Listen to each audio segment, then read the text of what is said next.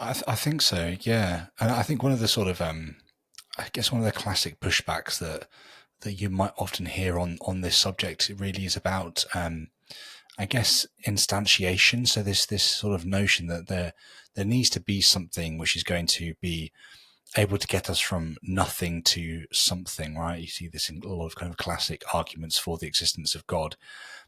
In your books, Believing in Dawkins, Atheistic Platonism, and Ritual Kindles Vision, you use this phrase which I love, and I'll kind of read it here. The self-negation of non-being is being itself. I think it'd be really helpful if it's at all possible for you to kind of expound the sort of logical point and help us to understand how self-negation of non-being gives rise to something, i.e., being itself.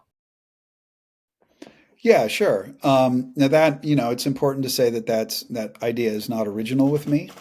Um, it might be a very old idea. It might go back to the Gnostic writer Basilides, but Basilides is we don't have a lot of good texts from Basilides. We just have things people said about him.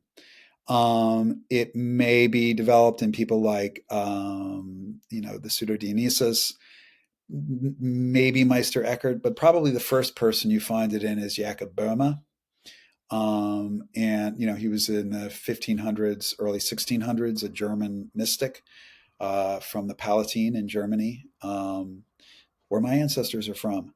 And so he has this view that you can't start with something, right? Whatever you start with, even if it was God, would require some explanation. And so if you're going to start, you start with nothing. And so, how does nothing give rise to something? Well, the only way for nothing to give rise to something is for it to negate itself. I mean, nothing can't cause something to exist, right? Nothing isn't anything, right? Nothing doesn't exist, right? So, if you say nothing is non being, well, how do you get being from non being? By negation, right? Not non being is being.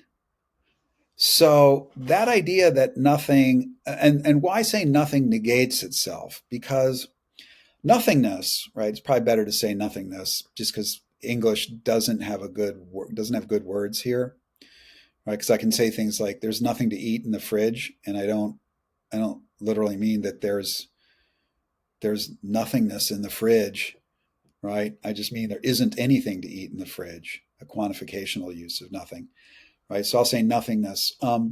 Nothingness is it doesn't exist, and it doesn't exist absolutely, right? It's not empty space. It's not the empty set. It's not the number zero. It's not the apps. It's not like that physicist Lawrence Krauss was like, oh, nothing. That's just quantum fields without particles. No, nothingness doesn't have any quantum fields. It doesn't have space. It doesn't have time. It's not anything at all.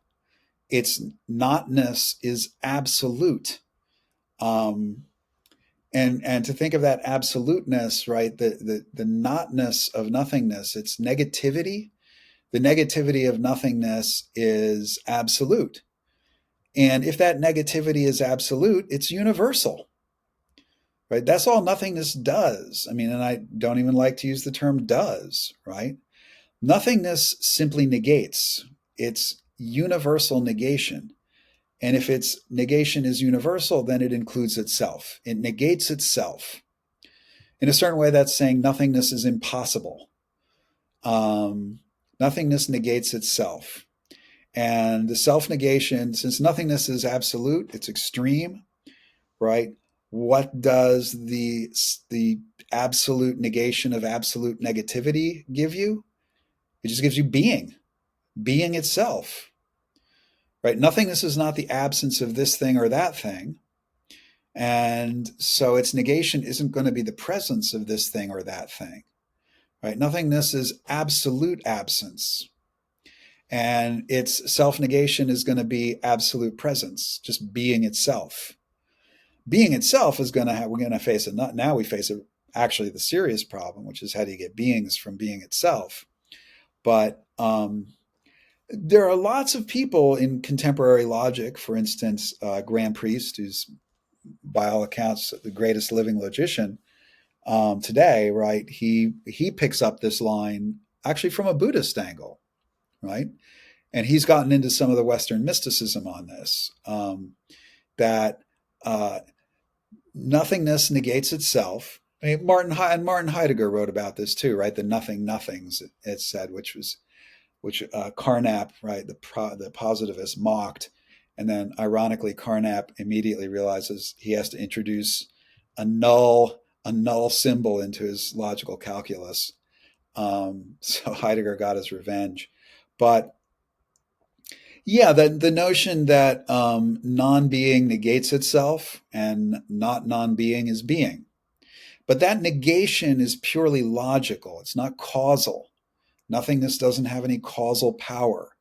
Being itself is not an effect of the self-negation of non-being. It just is the self-negation of non-being. And that, you know, in a certain sense, that's tautological, but it's a powerful tautology, right? That because it gives you an analysis of being itself, right? Being itself is the self-negation of nothingness, the self-negation of non-being. And that's immediately going to yield certain logical truths, right? So nothingness is absolutely unproductive.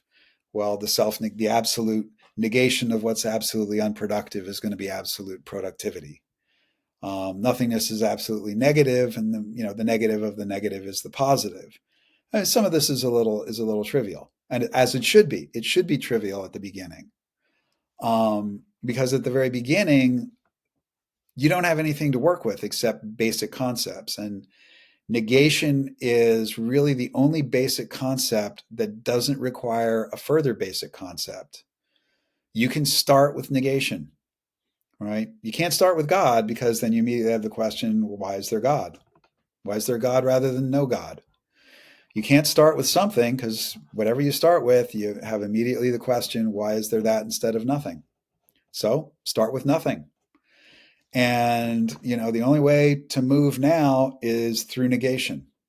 And actually, this is really good logic. I mean, it's a very interesting way of thinking about the foundations of logic. Grand Priest, again, has worked that out in fascinating ways. He takes it in a Buddhist direction. He's a practicing Buddhist.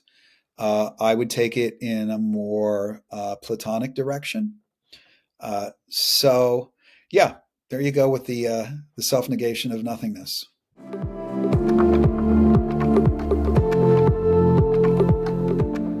If you enjoyed this clip, then head on over to Locals to access the full conversation right now. Supporters can access the video version, and everyone can access the audio-only version of the conversation. I'll see you over there.